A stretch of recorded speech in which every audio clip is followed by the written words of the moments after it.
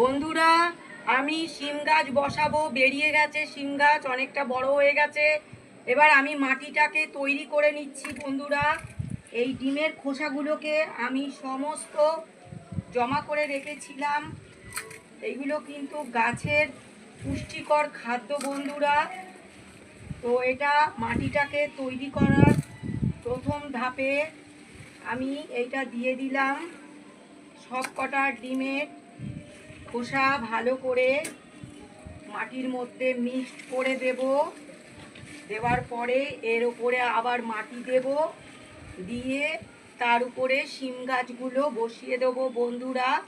শিম গাছ বেশ বড় হয়ে গেছে দানা থেকে, তাই এর উপরে এবারে আমি এই যে নরম মাটিগুলো আছে সেগুলো দিয়ে দেব।